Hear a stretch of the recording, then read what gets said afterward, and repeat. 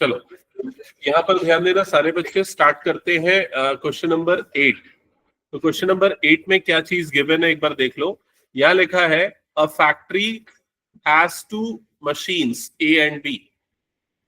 Past record shows that machine A produces 60% of the items of the output.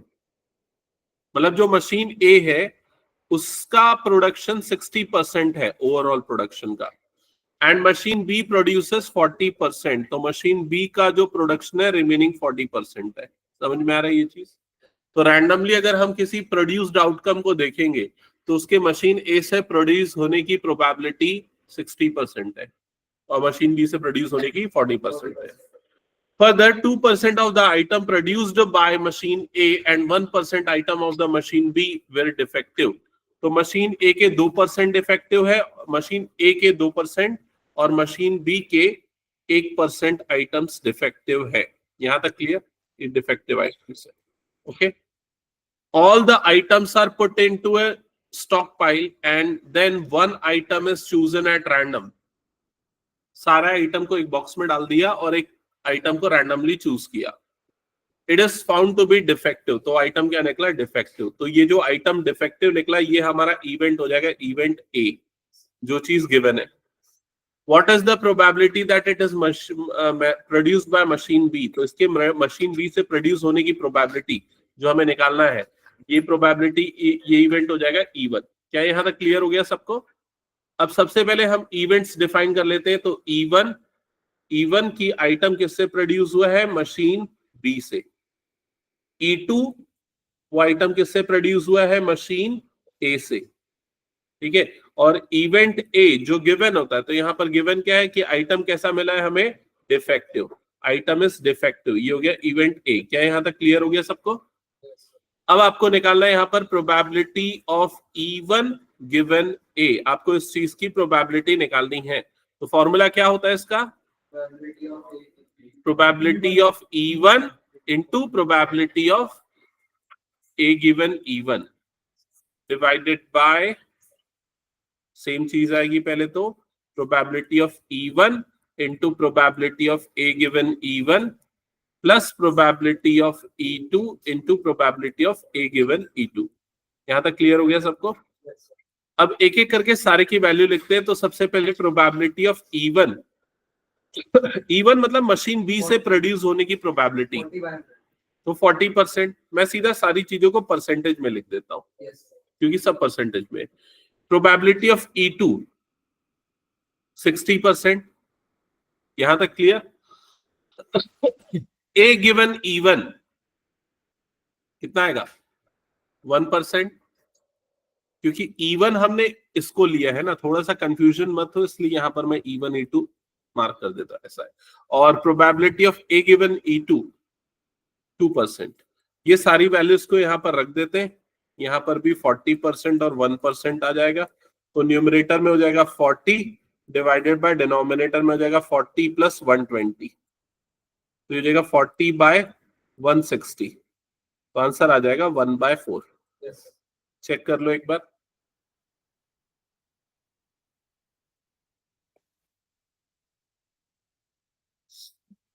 आ गया सबका ये? Okay, चलो next question करो।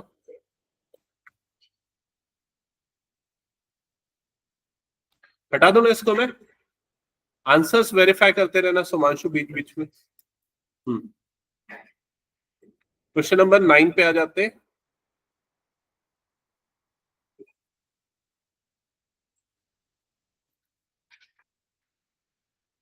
तो क्वेश्चन नंबर 9 में लिखा है, 2 groups are competing for the position on the board of directors of a corporation. The probabilities that first and the second group will win are 0.6 and 0.4 respectively. तो दो groups है, मान लेते हैं पहला ग्रुप ए है, दूसरा ग्रुप बी है। तो ग्रुप ए के जीतने की प्रोबेबिलिटी 0.6 है, ग्रुप बी के जीतने की प्रोबेबिलिटी 0.4 है। Further, if the first group wins, the probability of introducing a new product is 0.7। तो न्यू प्रोडक्ट लॉन्च करने की प्रोबेबिलिटी अगर ग्रुप ए जीतता है तो 0.7 है, और corresponding probability if group B wins is 0.3। क्या ये क्लियर हो गया? if the second group wins, यहां तक हो गया। find the probability that new product introduced was by second group। ठीक है, तो आपको क्या निकालना है? न्यू प्रोडक्ट इंट्रोड्यूस होगा, ये गिवन हो गया, और वो किसके होगा? सेकेंड ग्रुप, मतलब ग्रुप बी से होगा, है ना। तो सेकेंड ग्रुप का जीतना आपको इवेंट E1 लेना पड़ेगा। समझ में आ गया ये चीज? तो सबसे पहले इवेंट E1 बी या second group one the second group one,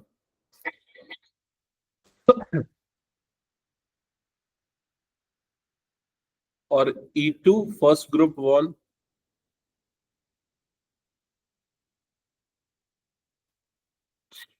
event A हो जाएगा new product introduced,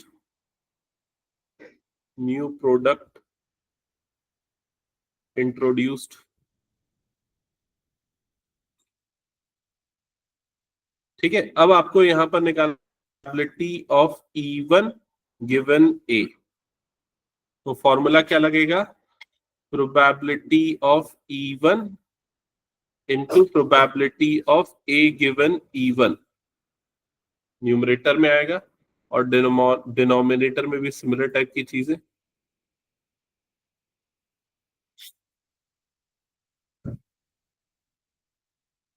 probability of E1 into probability of A given E1 plus probability of E2 into probability of A given E2। यहां तक clear सबको? Monday को मैं इसका test लूंगा, मैंने बताया था ना। हाँ, तो प्रोबेबिलिटी ऑफ E1 ये कितना आएगा? 0. नहीं, क्योंकि E1 हमारा सेकंड ग्रुप जीतना है। ये वाला थोड़ा सा कंफ्यूजन होता है, जो मैं तरीका बताता हूं ना, उसमें ये कंफ्यूजन है। बुक में क्या करता है, ये वाली प्रोबेबिलिटी को E2 मान लेता है, समझ रहे हैं? तो ये थोड़ा सा ध्यान देना, अलर्ट रहना। तो ये प्रोबेबिलिटी ऑफ E1 आ जाएगा 0.4, और प्रोबेबिलिटी ऑफ E2 आ जाएगा 0.6। ए गिवन E1 0.3, ए गिवन E2 0.7। क्या ये सबको क्लियर हो गया? ठीक है, तो न्यूमरेटर में भी यही आएगा 0.4 इंटू 0.3। तो डायरेक्टली मैं सब में से पॉइंट हटा देता हूँ, ये समझ लो। न्यूमरेटर और डिनोमिनेटर को 100 से मल्टीप्लाई कर दिया, तो न्यूमरेटर हो जाएगा 12, डिनोमिनेटर हो जाएगा 12 प्लस 7 6 42, तो आ जाएगा 12 अपॉन 54। अब सीधा 3 से कट जाएगा, 6 से कट जाएगा क्या? 6 2 12, 6 9 हाँ, तो आंसर आ जाएगा 2/9। चेक कर लो एक बार।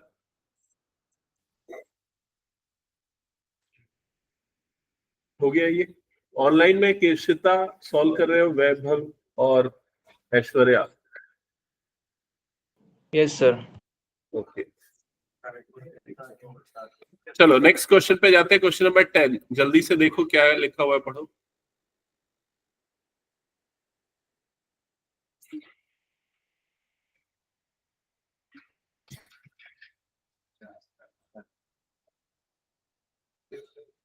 Suppose a girl throws a die.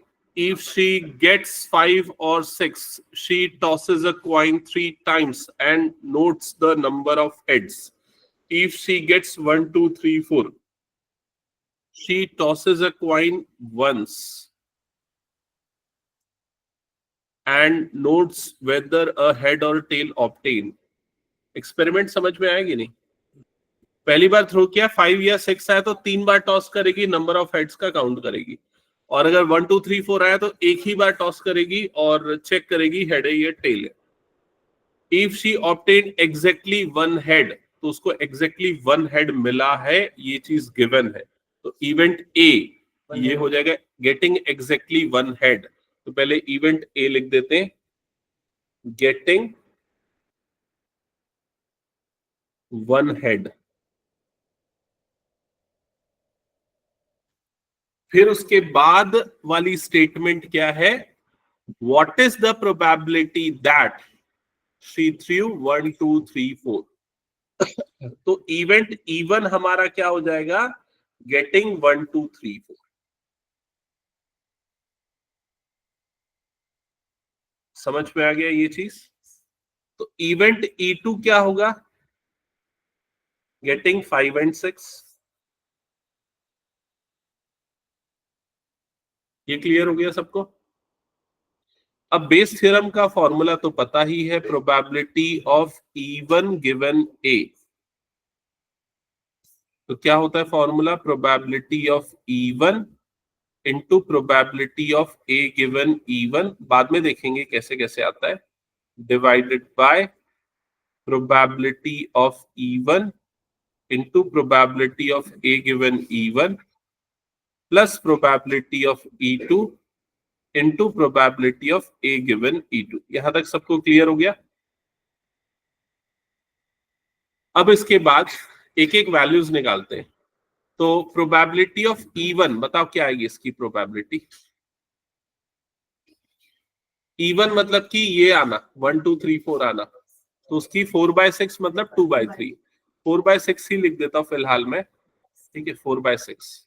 Okay, फिर उसके बाद प्रोबेबिलिटी ऑफ E2 ये कितना आएगा, 2/6 या 1/3 भी जिसको बोल सकते हो। अब आते इस चीज पे, इसका मतलब क्या हुआ बताओ।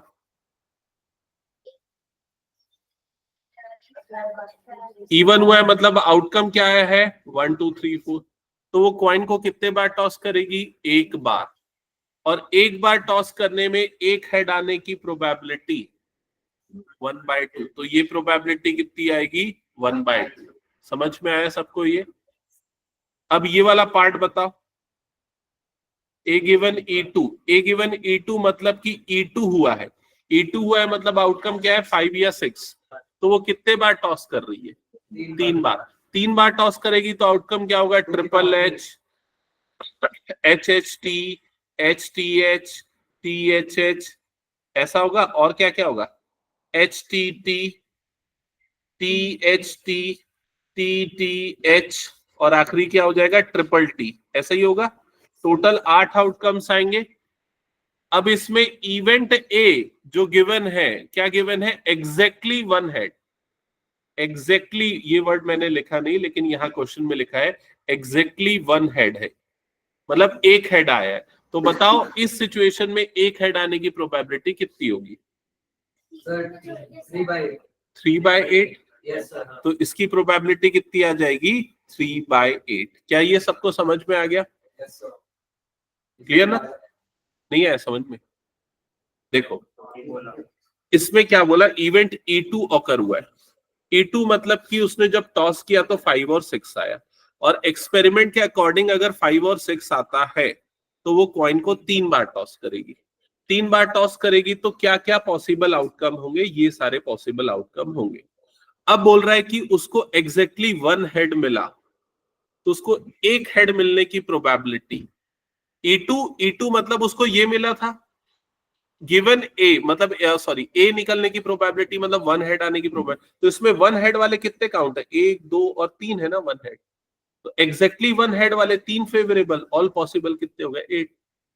क्लियर हो गया। तो ये आ गया 3/8। और न्यूमरेटर में तो ये सेम आएगा 4/6 और 1/2। तो फाइनली जब इसको सिंप्लीफाई करोगे तो ये आ जाएगा 4/12 डिवाइडेड बाय 4/12 प्लस इसको 3 1 3 2 6, 2 1 2 4, तो ये आ जाएगा 1/8, है ना। 4/12 को भी सिंप्लीफाई करके 1/3 लिख सकते हैं ना, 1/3 अपॉन 1/3 प्लस 1/8। और सिंप्लीफाई करो क्या हो जाएगा, 1/3 डिवाइडेड बाय, ये हो जाएगा 8 3 24, 8 प्लस 3 11/24। तो ये हो जाएगा 1/3 डिवाइडेड बाय 11/24। तो 1/3 इंटू 24/11,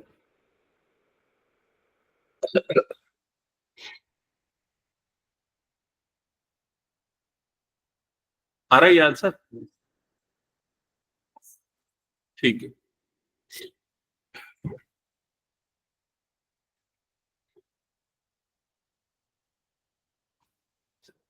हटा दो फिर ये क्वेश्चन। नीरज समझ में आया? चलो नेक्स्ट क्वेश्चन पे मूव करते हैं, question number 11।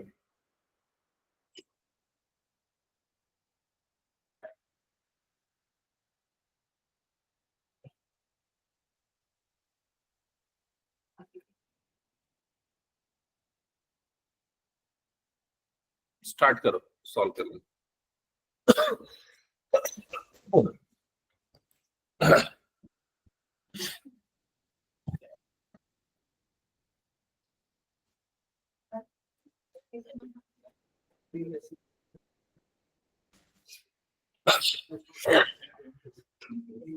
A manufacturer has three machine operators A, B, and C. The first operator A produces 1% of, तो A कितना प्रोड्यूस कर रहा है डिफेक्टिव आइटम? 1%. तो A produces 1% defective. Other two operators B and C produces 5% and 7% defective items. तो B 5% defective produce कर रहा है और C 7% defective produce कर रहा है. A is on job on 50% of the time. 50% of the time A produce करता items को. B is in on job 30% on the time. नहीं यही आ जाओ सामने. बी जो है 30% ऑफ द टाइम पे वो जॉब पे है और सी कितने परसेंट ऑफ टाइम पे जॉब पे है? 20%. क्या यहां तक क्लियर हो गया? ओके आगे लिखा है क्वेश्चन में a defective item is produced, तो ये पार्ट गिवन है, a defective item is produced, ये हो जाएगा आपका इवेंट ए. क्या ये clear? What is the probability that it is produced by A, उसके ए से प्रोड्यूस होने की प्रोबेबिलिटी निकालनी है. तो इस इवेंट को हम क्या मार्क कर देंगे? E1. तो सबसे पहले ये सारी मार्किंग कर लो. E1 की item produced bye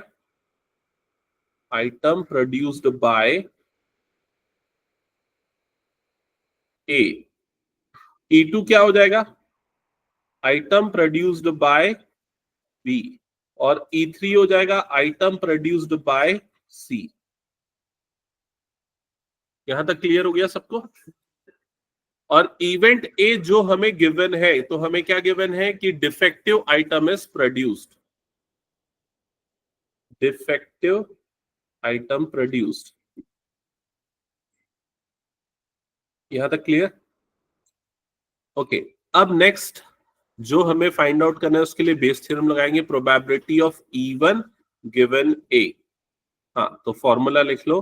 probability of E1 into probability of A given E1 divided by probability. इसमें तीन इवेंट्स है ना, तो E1 into probability of A given E1 plus probability of E2 into probability of A given E2 plus probability of E3 into probability of A given E3. और सारी probability आपको question में directly given है in terms of percentage. तो सबसे पहले E1 probability of E1 कितना आएगा?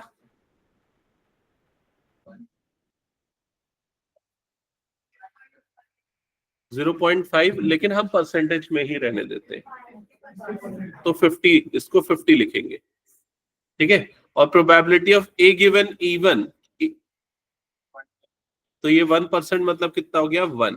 सिमिलर वे में ये कितना हो जाएगा? 30 इंटू 5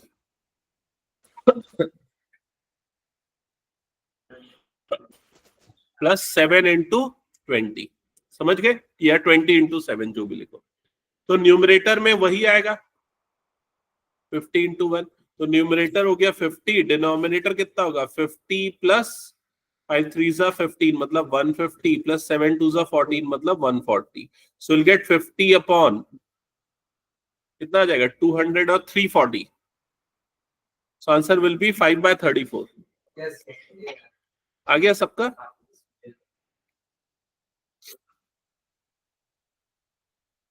ओमांश यहाँ पर आ जाए, इस जगह पे आ जाए।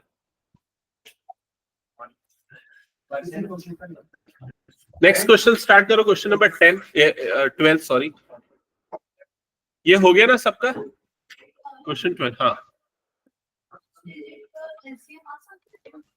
5 डिजिट का मतलब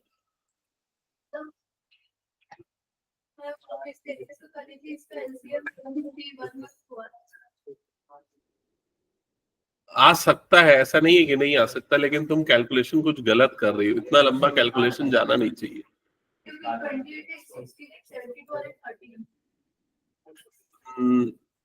मैं बताता हूँ एक बार उस क्वेश्चन को, अभी जस्ट 1-2 मिनट बाद ये खत्म हो जाएगा, सबसे पहले वही क्वेश्चन ले लूंगा, ठीक है? हाँ चलो जल्दी से क्वेश्चन नंबर 12 पहले स्टार्ट करो फास्ट। हाँ हाँ, इसको पूरा सॉल्व किया, बस इतना ही तो। और बाकी डेरिवेटिव्स मुझे इसमें कोई एक्सेप्ट वाला है, इसमें लिमिट्स के नहीं, अभी लिमिट्स वाला तो मैं करवा रहा हूँ, पिछली क्लास में करवाया था, बट विदाउट लिमिट वाला पहले कर लो। ओके, विदाउट लिमिट वाले डेरिवेटिव्स पहले करो, जो क्वोशिएंट रूल प्रोडक्ट रूल पे बेस्ड है। क्या कर रहे हो? पढ़ लिया क्वेश्चन? ओके चलो इधर पे ध्यान दो। अभी कार्ड वाला पैक तेरे को दिखाऊंगा, ठीक है? रुक जा अभी। A card from a pack of 52 cards is lost. तो देखो सबसे पहले तो ये समझ लो कि एक कार्ड जो होता है उसमें टोटल, एक पैक होता है कार्ड का, उसमें टोटल 52 कार्ड्स होते हैं, ठीक है? खुशबू तुम्हारे घर से फोन आ रहा है शायद, पापा का। हेलो जी, जी रोशन चल रही थी सर, बताइए। एक सेकंड।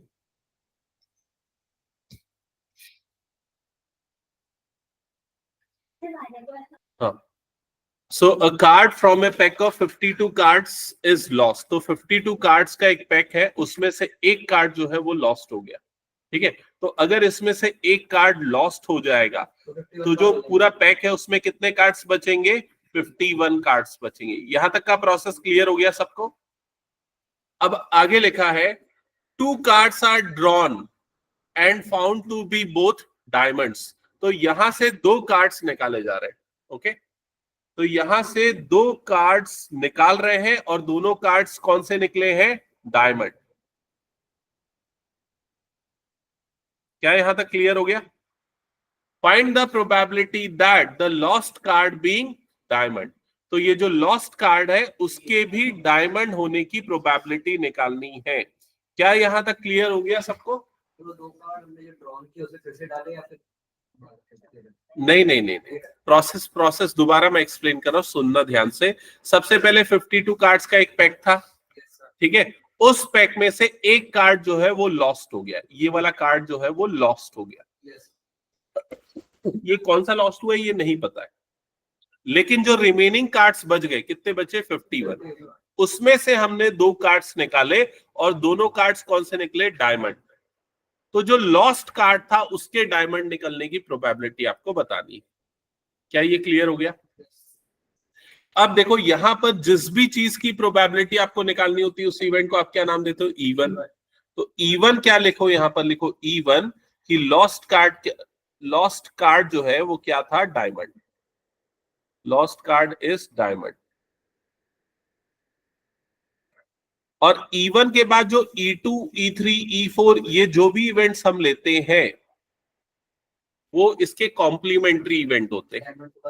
तो डायमंड, हाँ, तो अब चाहो तो E2, E3, E4 4 पार्ट में ब्रेक कर दो, उससे इजियर तरीका है सीधा नॉन डायमंड लिख दो, है कि नहीं? समझ रहे हो ना? तो lost card is non diamond या not diamond. Lost card is not diamond.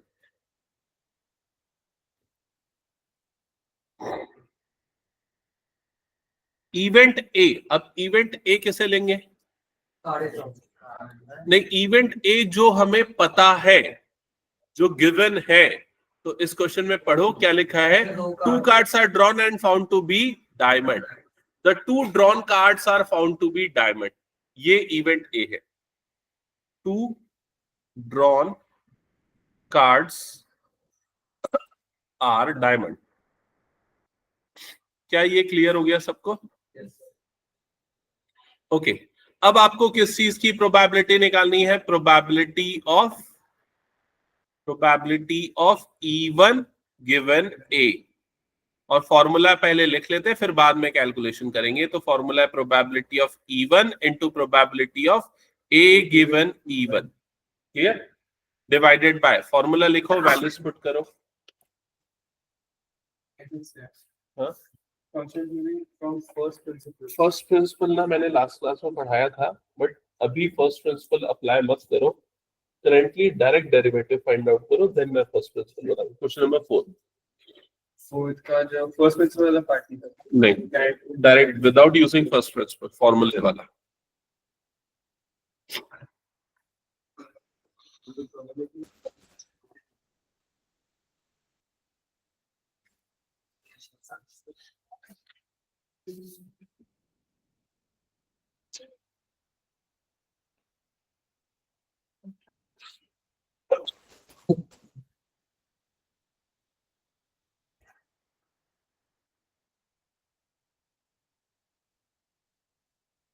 Okay so value बताओ।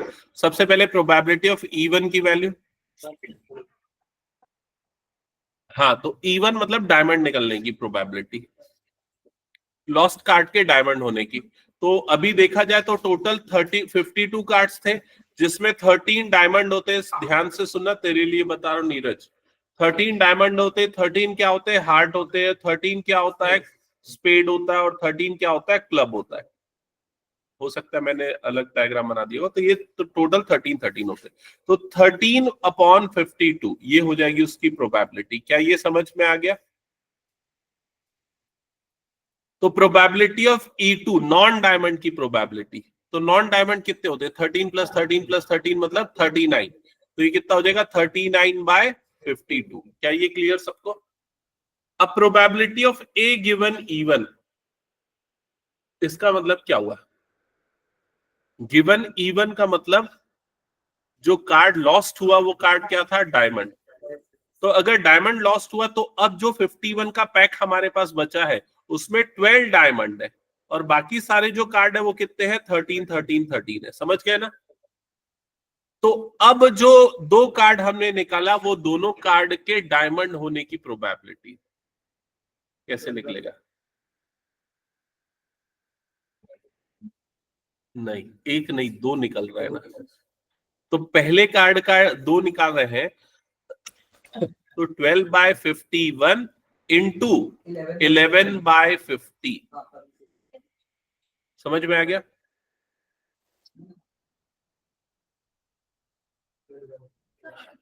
हाँ, क्या चीज? दो कार्ड्स निकाल रहे हैं ना हम, तो पहला कार्ड का डायमंड निकलना 12/51, दूसरा कार्ड का भी डायमंड निकलना। ओके, हाँ, इस वाली सिचुएशन में बताओ क्या आएगा आंसर? अब जो लॉस्ट कार्ड था वो क्या था? डायमंड नहीं था। तो अब हमारे पास 13 13 13 13 एक कोई एक 13 था, बाकी सब जितना भी था वो नहीं पता। तो पहला वाला कार्ड का डायमंड निकलना कितना हो जाएगा? 13/51, और दूसरे वाले का क्या हो जाएगा? 12/50। क्या ये समझ में आ गया सबको? अब ये सारी चीजें यहां पर पुट करो, तो न्यूमरेटर में हो जाएगा 13/52 into 12/51 into 11/50 divided by denominator. 13/51 into 12/50 कैसे होगा? हाँ, ये भाई देख, तेरे पास जो कार्ड लॉस्ट हुआ था तूने ये माना कि वो नॉन डायमंड वाला कार्ड था, तो डायमंड वाले तेरे पास 13 बचे। अब तेरे दो डायमंड निकलने की प्रोबेबिलिटी तो 13/51 होगा ना? समझ गए? और वैसे ये वाला 12/51। वैल्यू पुट करो, सिंप्लीफाई करो। हेलो, हाँ हाँ हाँ, हो गया। सेज बाहर और वहीं से यूनिवर्सिटी। हाँ हाँ हाँ, पैर के कारण। हाँ क्यों? हाँ तो पैर में वो है ना, इसलिए नहीं चला पा रहा हूँ, प्लास्टर लगा है ना। हाँ हाँ वही तो। चल मैं कॉल करता हूँ तेरे को, क्लास चल रही है फिर। हाँ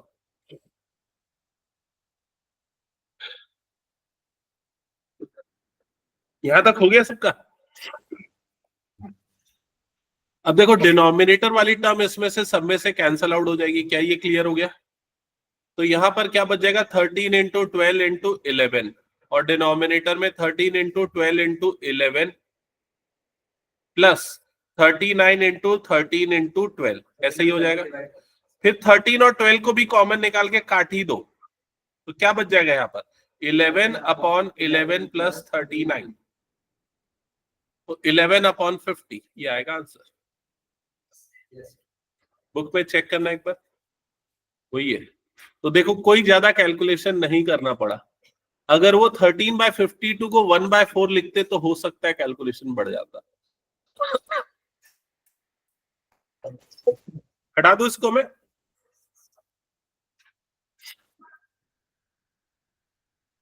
चलो नेक्स्ट क्वेश्चन पे आते हैं। ये क्वेश्चन को ना आप लोग ओरली सॉल्व करके मुझे बताओ। हालांकि ये बेस थ्योरम के फॉर्मूले से भी हो जाएगा, बट मैं ओरली चाहता हूं। दिख रहा है ना सबको स्क्रीन पे? Probability that A speaks truth is 4/5। A coin is tossed, A reports that head appears. तो एक पर्सन के सच बोलने की प्रोबेबिलिटी गिवन है, और एक कॉइन को टॉस किया गया, और वो जो पर्सन है उसने बोला कि हेड आया है। The probability that actually there was a head, तो सच में हेड आने की प्रोबेबिलिटी। तो आंसर क्या होगा, 4/5। इसमें कोई बेस थ्योरम नहीं लगाना है, हालांकि बेस थ्योरम से भी आंसर निकलेगा, लेकिन ये डायरेक्टली कैसे कर सकते हो भाई, सीधे हेड आया, उसने बोला हेड आया है और एक्चुअल में हेड आना, मतलब उसके सच बोलने की प्रोबेबिलिटी जो यहाँ पर गिवन है। समझ गए ना सभी? हाँ क्वेश्चन नंबर 14, ये बताओ कैसे बनेगा।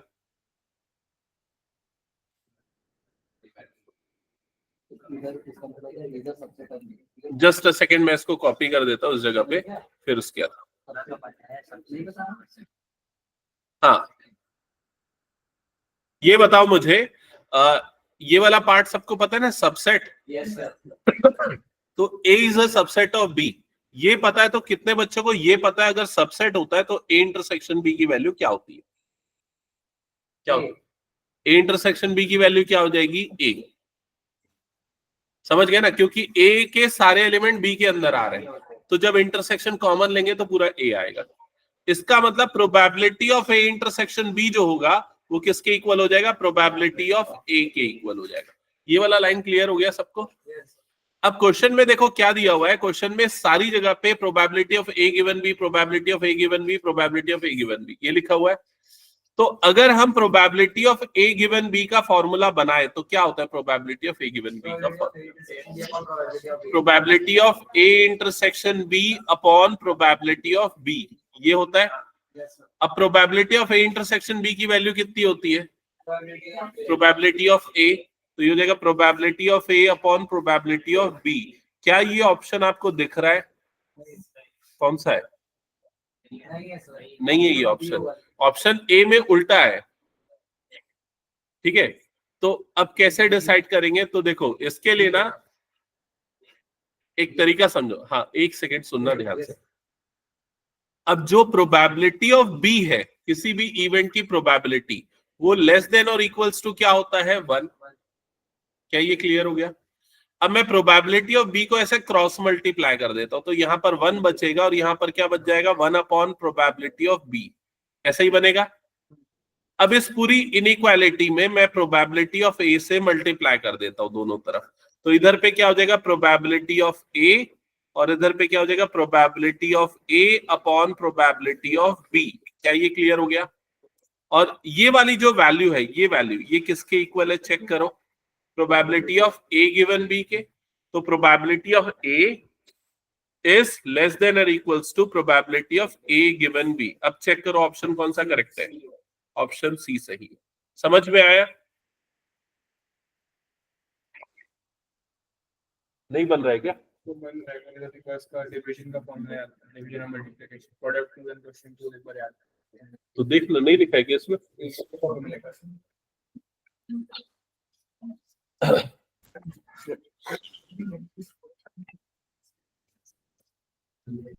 वैसे उसके बिना भी कर सकता था, जैसे x का डायरेक्टली 1 होता है और 1/x के लिए इस x को ऊपर लेके जाता है, x की पावर -1 बनता, एंड देन उसको उससे भी कर सकता है। 1/x x raise to power -1 हो जाता, 1/x पे आता है ना, -1/x²। हाँ 14 हो गया, हटा दो फिर मैं। चलो नेक्स्ट। अब मिसलेनियस। हाँ बताओ एक बार, कौन से क्वेश्चन में डाउट था तुमको? एग्जाम्पल। अच्छा, मिसलेनियस के एग्जाम्पल का फर्स्ट क्वेश्चन। चलो एक मिनट सारे बच्चे इधर पे देख लेना, मिसलेनियस एग्जाम्पल का फर्स्ट क्वेश्चन क्या लिखा हुआ है। Colored balls are distributed in 4 boxes as shown in the following table. अब ये बॉक्सेस है अलग अलग कलर के, ब्लैक, व्हाइट, रेड, ब्लू। ठीक है? नहीं मेरे ख्याल से बॉल्स है और ये बॉक्सेस है। ठीक है? तो इस तरीके से पूरा पैटर्न आपको गिवन है। अब बोल रहा है a box is selected at random and then a ball is drawn from the selected box. The color of the ball is black.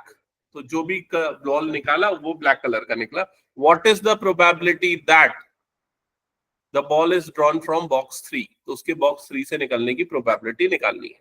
तो बॉक्स 3 से निकलने को आप इवेंट क्या ले लो? E1 ले लो। या अगर इसके हिसाब से चले तो उसने बॉक्स 3 से निकलने वाले इवेंट को क्या ले लिया है? E3। तो E1, E2, E3 इस तरीके से E4 4 बॉक्सेस है, तो मार्क कर दो। फॉर्मूले में बस क्या चेंज हो जाएगा, यहाँ पर फॉर्मूले में probability of E3 given A हो जाएगा। समझ गए ना? जो हम हर बार E1 लिखते यहाँ E3 हो जाएगा, फिर उसके बाद सेम फॉर्मूला यूज होगा। अब देखो probability of E1, probability of E2, probability of E3, probability of E4, ये उन चारों बॉक्सेस के सेलेक्ट होने की प्रोबेबिलिटी है। तो 4 बॉक्स है, रैंडमली एक बॉक्स सेलेक्ट कर रहे हैं, तो हर बॉक्स के सेलेक्ट होने की प्रोबेबिलिटी कितनी हो जाएगी? 1/4। क्या ये समझ में आ गया सबको? ठीक है? फिर उसके बाद प्रोबेबिलिटी ऑफ ए गिवन, अब मैं एक एक करके यहीं से चीजें पूछता हूं।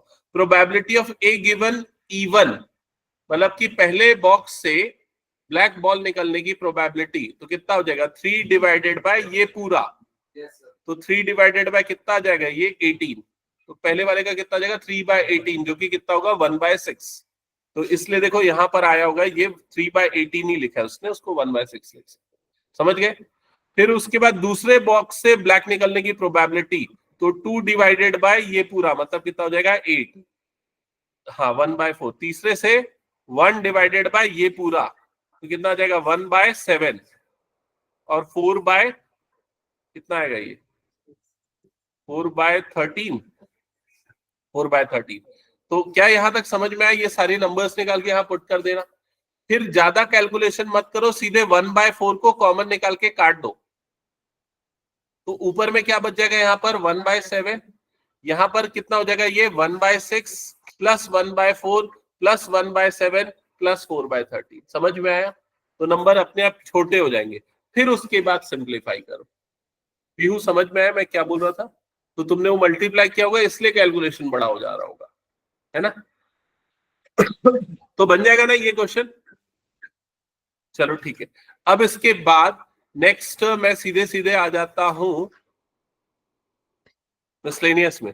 अब मिसलेनियस में ना तुम लोग कुछ क्वेश्चन सॉल्व करो पहले, मैं जब तक कि ना ये 2 क्वेश्चन, एक तो क्वेश्चन नंबर 6 पहले करो। मैं जब तक इसके कुछ ओमांश के डाउट्स बता देता हूं, तब तक तुम लोग क्वेश्चन नंबर 6 मुझे सॉल्व करके दिखाओ, सारे बच्चे ना। तो क्वेश्चन टूल में डिनोमिनेटर वाला जो है वो पहले आता है। हाँ डिनोमिनेटर क्या बताना है पहले? क्वेश्चन टूल इसमें अप्लाई करके बताओ, विदाउट यूजिंग क्वेश्चन टूल समझ में आता है। हाँ बाय अप्लाइंग क्वेश्चन टूल अगर करना है तो d/dx यहाँ पर क्या आ जाएगा? ये हो जाएगा x और इधर पे हो जाएगा x²। ठीक है? तो सबसे पहले क्या करते हैं, डिनोमिनेटर का square, than denominator derivative of numerator d by dx of x square plus numerator that is x square plus 1 derivative of denominator. क्या ये क्लियर हो गया?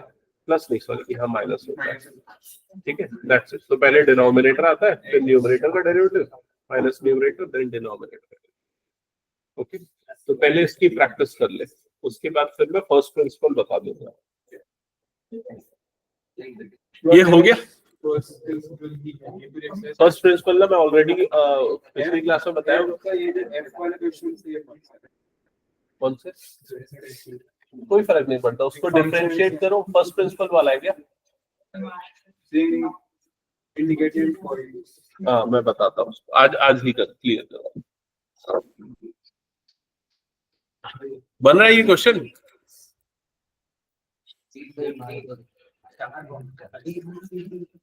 छे पूरा पैक्ड एकदम।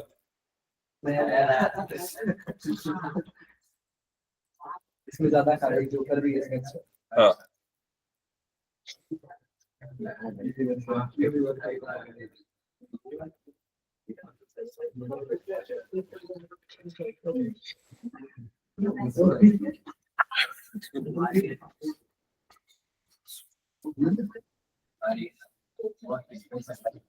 तो इधर पे देख, पहले ये कार्ड पूरा अरेंज्ड भी, अच्छा हुआ नया लेके आया तो पूरा अरेंज्ड है। ये 52 कार्ड्स का पैक है।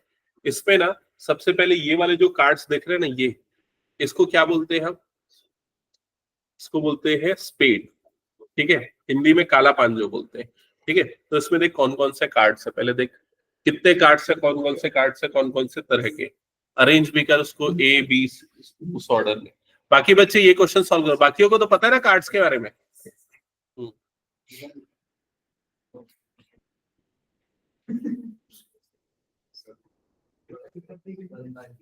हाँ बाकी सब नंबर्ड कार्ड्स होंगे, तो 2 3 4 सबको अरेंज कर, और कितने उसको अरेंज करके लिख, बता मत।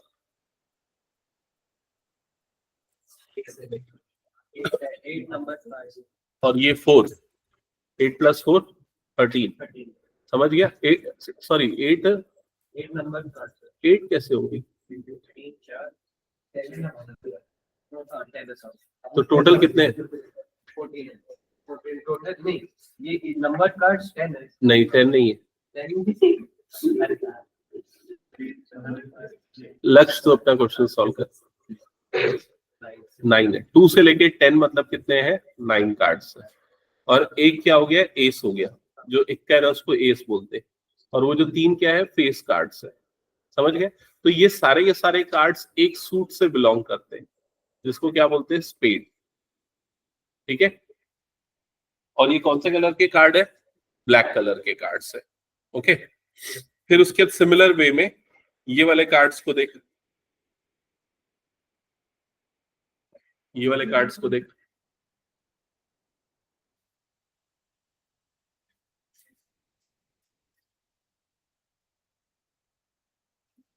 ये सारे अलग टाइप के साइन वाले कार्ड्स है ना, इसको बोलते हैं क्लब, ठीक है। इसमें भी कितने कार्ड है टोटल? 13, वही सारे जो इसमें थे, समझ गया ये चीज। और ये भी कौन से कलर का है? ब्लैक कलर का है। अब इन 13 को भी एक साथ रख,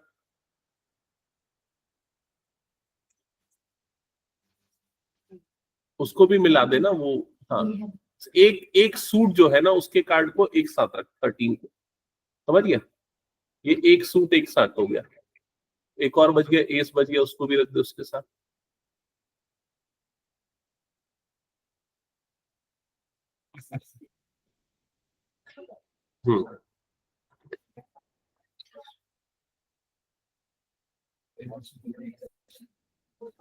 रख दिया।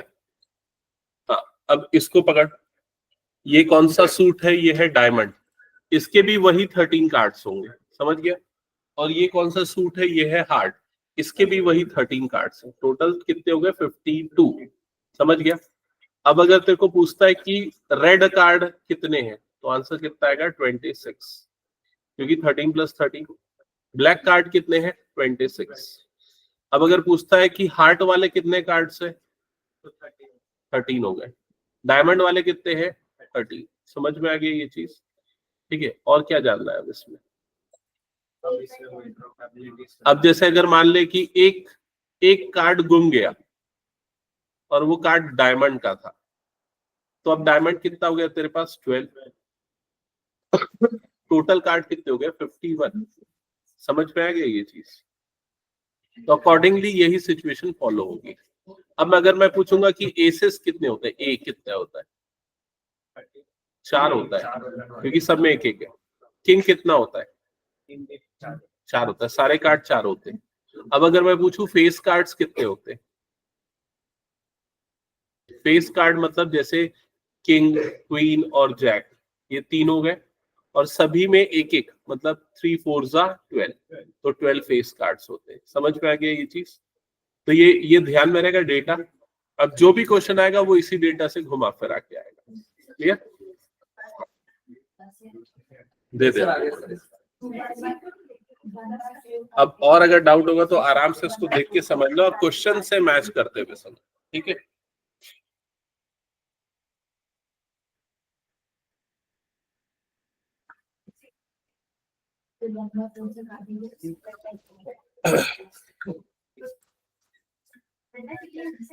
आयुष, इसको मैं रखा हूं, उसको एक आध हफ्ते बाद देख ले। ठीक है?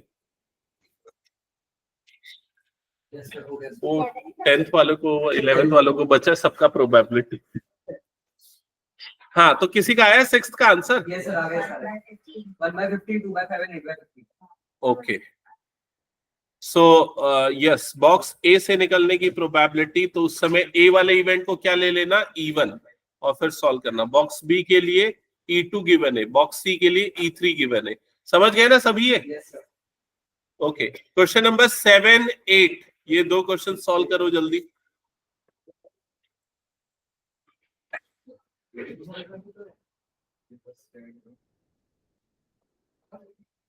पहले वाले का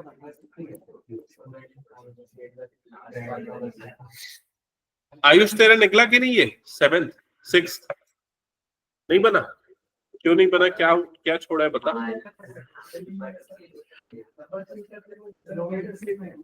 डिनोमिनेटर सबका सेम ही रहेगा, न्यूमरेटर चेंज होगा।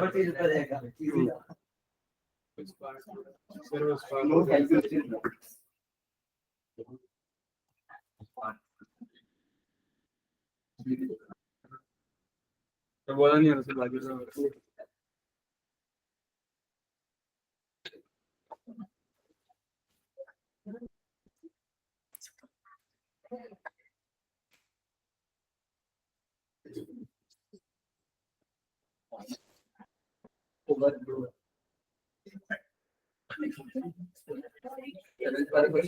सेवन बनाओ जल्दी। और आयुष बता, तेरा क्या डाउट है? नहीं बन रहा है तो मैं इधर बताऊं तेरे को। इधर आजा जल्दी, या तो मैं इधर बता दूं। अप्लाई सही किया था? ठीक है, चल बना।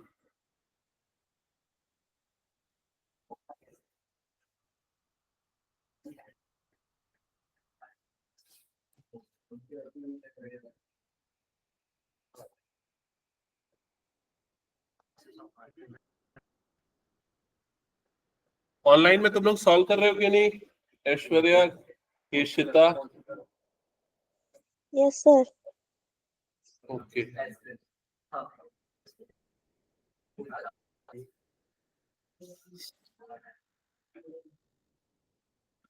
बन रहा है वो डायरेक्ट रूल से?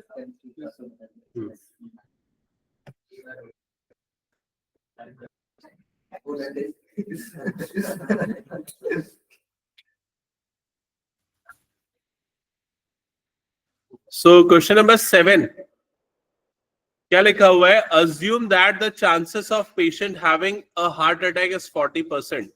एक पेशेंट के हार्ट अटैक आने का चांस है 40%। हार्ट अटैक आने का chance. It is assume that the meditation and yoga course reduces the risk of heart attack by 30%, and prescription of certain drug reduces the chance by 25%। तो ये एक person के heart attack आने का chance है, और अगर वो पर्सन मेडिटेशन करता है तो उसका हार्ट अटैक का जो चांस है 30% से रिड्यूस हो जाएगा। अब इस चीज को समझना थोड़ा सा इंपॉर्टेंट है, देखो ध्यान से सुनो। अगर मान लो 30%, अगर मान लो तुम लोग एक शर्ट खरीदने जा रहे हो, वो 1000 की है और बोलता है उसमें 30% डिस्काउंट है, तो वो शर्ट कितने की पड़ेगी? 700 रुपए की पड़ेगी। और अगर मान लो वो शर्ट 900 रुपए की और 30% डिस्काउंट है,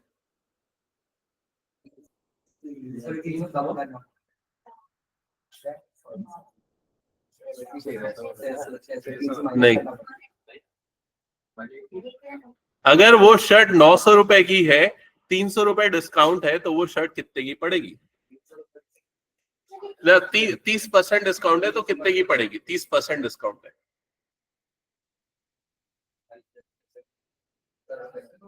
270 माइनस करने पड़ेंगे तो 0 और 630।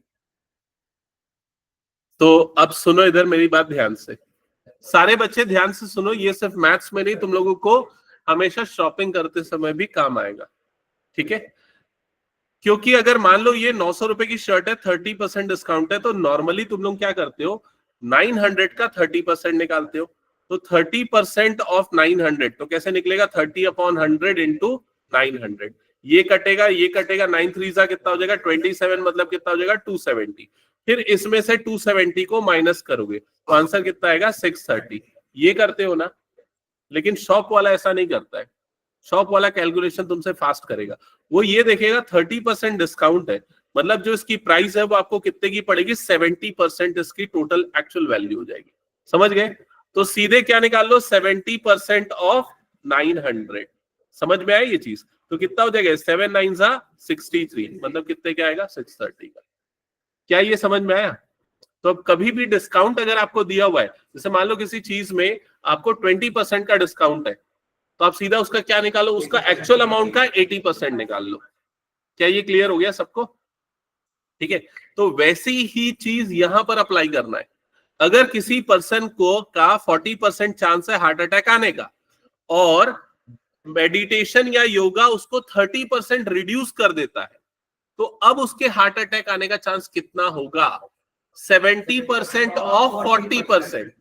70% ऑफ 40%, तो वो कैसे निकलेगा? 70/100 इंटू 40%। समझ गए ये चीज? तो ये कितना आ जाएगा? ये दोनों कट जाएगा, ये दोनों कट जाएगा, मतलब कितना जाएगा? 7 4 28%।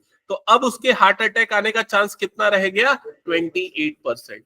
क्या ये चीज सबको समझ में आ गई? और वहीं दूसरी तरफ क्या बोल रहा है कि अगर वो ड्रग यूज करता है, अगर वो दवाइयां ले रहा है, प्रिस्क्रिप्शन ले रहा है, तो उस सिचुएशन में उसका हार्ट अटैक 25% से रिड्यूस हो जाएगा। तो अब उसके हार्ट अटैक का चांस कितना होगा? तो 75/100 इंटू 40%। समझ में आया ये चीज? तो ये 0 और ये 0 कट जाएगा, या 0 0 हाँ ऐसे ही काट देते। फिर 5 से कटेगा तो कितना हो जाएगा? ये 5 1 5 5 5 25, ये 5 2 कितना हो जाएगा? 10, ये 2 1 ये 2 2 मतलब 15 2 कितना आ गया? ये 30%। तब उसका हार्ट अटैक का चांस कितना हो गया? 30%। समझ में आया सबको ये कैलकुलेशन? ठीक है, तो ये कैलकुलेशन देखो यहां पर यूज होने वाला है, इसलिए मैंने पूरा समझा दिया। अब फिर से हम वापस से क्वेश्चन पे आते हैं, और ये 3 नंबर ध्यान रखना। कौन से 3 नंबर? एक तो 40%। 40% क्या है? 40% क्या है? उस पर्सन के हार्ट अटैक आने का चांस। और 28% क्या है? उस पर्सन के हार्ट अटैक आने का चांस अगर वो योगा करता है। और 30% है उस पर्सन के हार्ट अटैक आने का चांस अगर वो प्रिस्क्रिप्शन ड्रग मेडिसिन ले रहा है। तो क्या ये क्लियर हो गया सबको? अब क्वेश्चन में पूछा है, at a time a patient can choose any one of the 2 options with equal probability. तो एक पर्सन दोनों में से कोई एक ऑप्शन, कौन से 2? या तो योगा या तो ड्रग, दोनों में से कोई एक ऑप्शन इक्वल प्रोबेबिलिटी के साथ चूज कर सकता है। ठीक है, तो उसके योगा सेलेक्ट करने की प्रोबेबिलिटी 1/2 और ड्रग सेलेक्ट करने की probability 1/2। It is given that after going through one of the 2 options, the patient selected at random suffers a heart attack. Randomly जब किसी पर्सन को सेलेक्ट किया तो उसको हार्ट अटैक आ गया, ठीक है। तो इवेंट ए जो हमें गिवन होता है, person had an heart attack आना, ये हो गया event A. Find the probability that person patient followed A course of meditation and yoga. तो इवेंट E1 कि उसका योगा ऑप्ट करना, ये इवेंट E1 हो गया। और E2 मतलब उस पर्सन का ड्रग ऑप्ट करना, ये हो गया E2। क्या ये क्लियर हो गया सबको? अब आपको क्या निकालना है इस क्वेश्चन में? Probability of E1 given A। तो बताओ क्या होगा फॉर्मूला?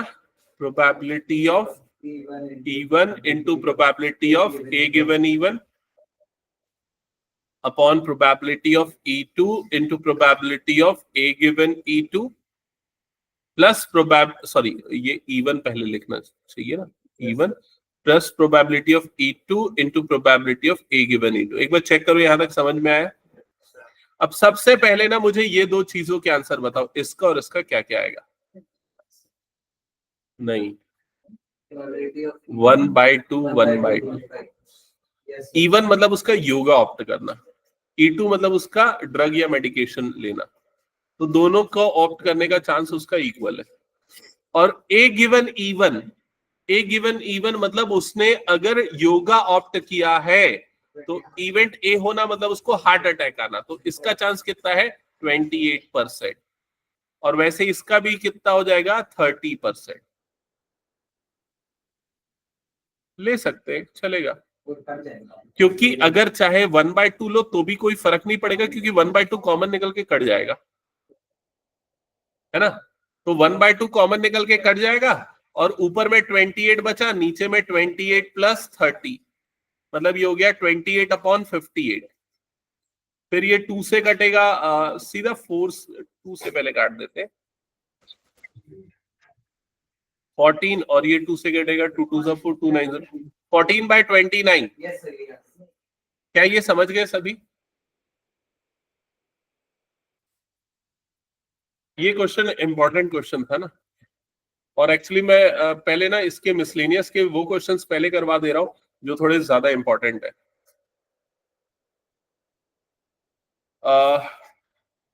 क्वेश्चन नंबर 10, ये वाला क्वेश्चन आप करो।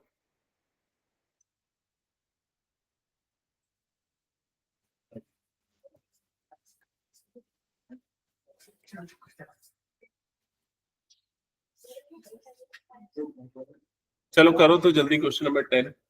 हाँ बता, कुछ डाउट है? डायरेक्ट डेरिवेटिव से बना रहे क्या? हाँ। उसी से पूरे क्वेश्चन सॉल्व करने वाला पहले एक्सरसाइज शायद उसी से ज्यादा है। दिखा, उधर दिखा पहले वाला एक्सरसाइज क्या पूछ रहा हूँ।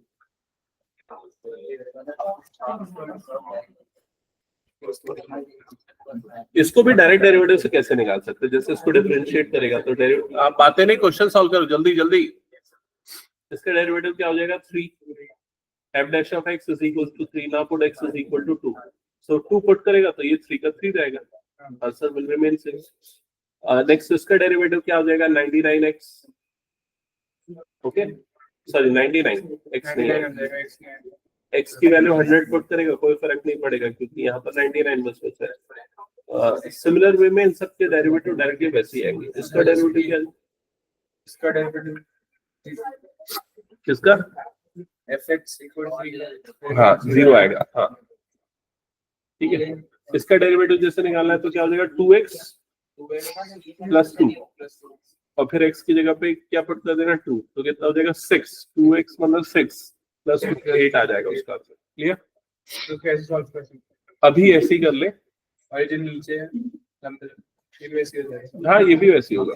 और फंक्शन वाला इक्वल फंक्शन भी कैसे होगा? कौन सा क्वेश्चन? सेकंड वाला f dash of 5, इसी सेकंड वाला f dash of 1 is equal to f। उसका डेरिवेटिव निकाल पहले, देन x के प्लेस पे 1 पुट कर, चेक कर क्या आ रहा है, देन x के प्लेस पे 2 पुट कर, चेक कर क्या आ रहा है, दोनों इक्वल आएगा, प्रूफ हो जाएगा। ठीक है, तो भी सॉल्व कर। हाँ कर ले। क्वेश्चन नंबर 10 बन रहा है ना?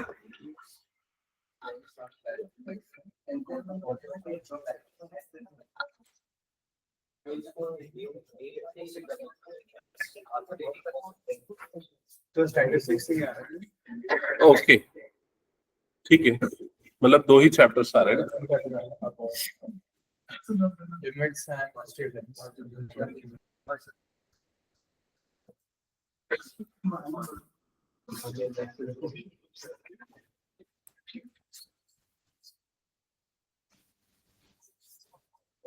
बन रहा है क्या क्वेश्चन?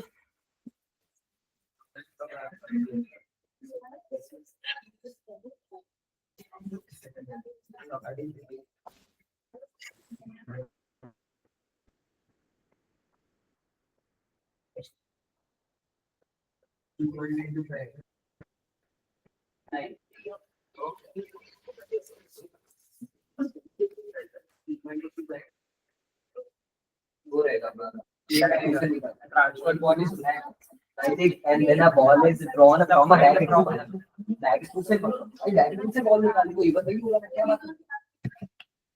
चलो इधर पे ध्यान देना, एक बार इसको समझते हैं। किसी का बना ये कंफ्यूजन है तो इधर देख लो। Bag 1 contains 3 red and 4 black balls. तो पहले मैं यहाँ पर बैग 1 मार्क करता हूं, ये बैग 1 है। It contains 3 red and 4 black balls. Bag 2, तो यहां पर एक बैग 2 है। It contains 4 red and 5 black balls. तो बैग 2 में 4 रेड और 5 ब्लैक बॉल्स है। यहां तक clear? 1 ball is transferred from bag 1 to bag 2। एक बॉल को यहां से यहां ट्रांसफर कर रहे हैं। 1 बॉल ट्रांसफर्ड। यहां तक क्लियर हो गया? And then a ball is drawn from bag 2। उसके बाद बैग 2 से 1 बॉल ड्रॉन। यहां तक क्लियर हो गया? The ball drawn is found to be red. तो ये जो बॉल निकली है इसका कलर हमें पता है, ये कौन सा है? रेड है। ये इवेंट ए हो गया। The ball drawn from second bag is red. Find the probability that the transferred ball is black. आपको इस चीज की, ट्रांसफर्ड बॉल के ब्लैक होने की प्रोबेबिलिटी निकालनी है। तो ये हमारा हो गया इवेंट E1। चेक करो, इवेंट E1 की ट्रांसफर्ड बॉल ब्लैक है। Transferred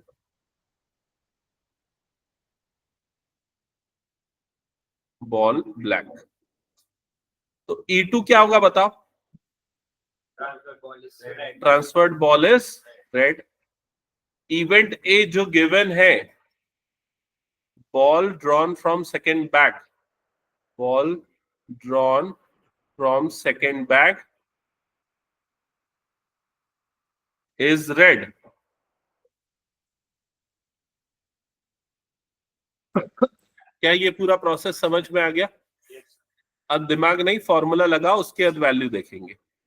probability of E1 given A is equals to probability of E1 into probability of A given E1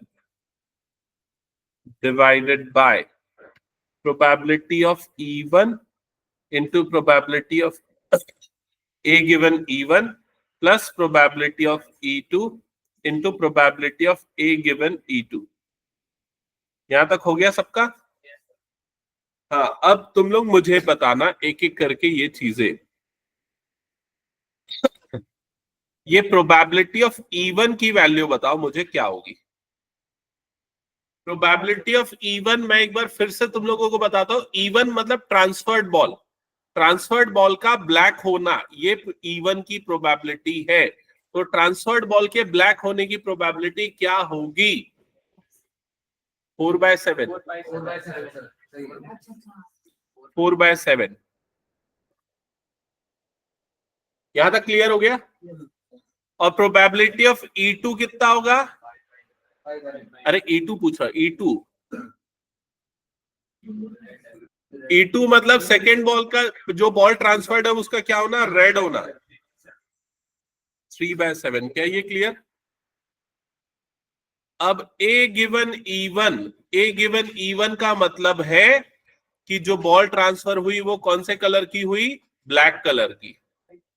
और अगर ब्लैक कलर की बॉल ट्रांसफर होगी तो अब यहाँ कितनी ब्लैक बॉल्स हो गई, 6 ब्लैक, और कितनी रेड हो गई, 4 रेड। क्या ये क्लियर? अब बताओ ए गिवन इवन मतलब सेकेंड बॉल का क्या निकलना, रेड निकलना जब ब्लैक बॉल ट्रांसफर हुई। बताओ क्या आएगा, 4/10। बताओ क्या डाउट है इसमें? सेकेंड बॉल का रेड निकलना, ये देखो सेकेंड बॉल का रेड निकलना, ये इवेंट ए है ना, तो रेड बॉल कितनी है, 4, टोटल बॉल कितनी है, 10। क्या डाउट है पीहू, बताओ।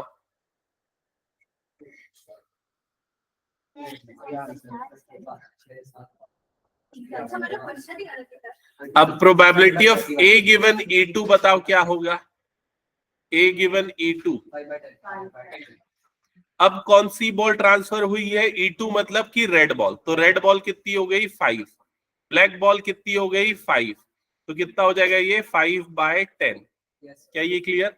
और न्यूमरेटर में क्या आ जाएगा, 4/7 इंटू 4/10, ऐसे ही आएगा। तो 7 और 10 तो सीधे सीधे काट दो यहां से, तो न्यूमरेटर में 4 4 16 अपॉन 16 प्लस 15, तो आंसर आएगा 16/31। क्या ये आया सबका? Yes sir.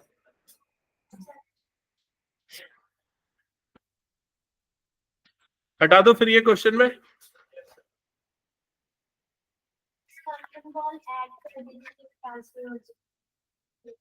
अच्छा पहले ही वहां पर, ओके। और एक बार देखते कोई सा बेस थ्योरम वाला और कोई सा है क्या इसमें?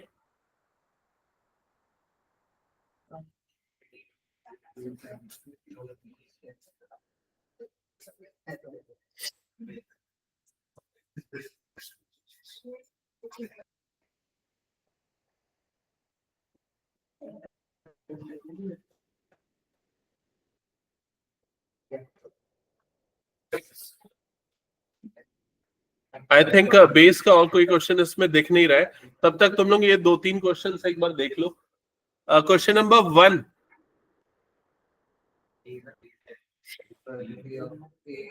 A is a subset of B, probability of B given A is equals to, क्या आएगा आंसर बताओ। फर्स्ट बस सॉल्व करो जल्दी से, बाकी हम कल की क्लास में करेंगे, नेक्स्ट क्लास में करेंगे। और एक और टॉपिक जो मैं बता रहा हूँ ना, एनसीईआरटी में नहीं है बट वो आता है उसका क्वेश्चन, रैंडम वेरिएबल, वो करना बचा है ना, पुराने एडिशन में था। ओके, सो फर्स्ट कंडीशन में लिखा है A is a subset of B, A is a subset of B, और आपको निकालना है probability of B given A। तो B given A का फॉर्मूला क्या होता है, probability of B intersection A upon probability of A, समझ गए? और अगर B is a subset of A is a subset of B मतलब A इंटरसेक्शन B क्या आ जाएगा, A के इक्वल। तो probability of A intersection B is equals to क्या आ जाएगा, प्रोबेबिलिटी ऑफ A। तो यहां पर पुट करेंगे तो probability of A upon probability of A, तो ये कट जाएगा और आंसर कितना आएगा, 1। तो फर्स्ट पार्ट का आंसर आएगा 1, क्लियर? सेकेंड का क्या आ जाएगा, 0, क्योंकि A intersection B null set है तो उसकी प्रोबेबिलिटी क्या होगी, 0, और न्यूमरेटर 0 मतलब फाइनल आंसर 0। ठीक है, तो I think next class will be the last class for this chapter, but उसके पहले मैं टेस्ट जरूर रखा हूं, मंडे को टेस्ट है ना, तो मंडे को 4 to 5 टेस्ट और 5 ऑनवर्ड्स क्लास। टेस्ट में बेस थ्योरम तक के सारे, हाँ शाम को 4 से 5 टेस्ट और 5 से फिर क्लास मंडे को। और टेस्ट में मैं बता रहा हूँ बेस थ्योरम का पूरा क्वेश्चन, ज्यादातर क्वेश्चन बेस थ्योरम से रहेगा, ज्यादा मार्क्स वाले, बाकी सबसे 1-1 2-2 मार्क्स से ज्यादा का नहीं दूंगा, इंडिपेंडेंट और कंडीशनल प्रोबेबिलिटी। और लगभग सारे क्वेश्चन एनसीईआरटी के रहेंगे, लेकिन एग्जांपल, मिसलेनियस एग्जांपल, ये सब मिला जुला के, समझ गए ना? एक आध क्वेश्चन बाहर से दूंगा लेकिन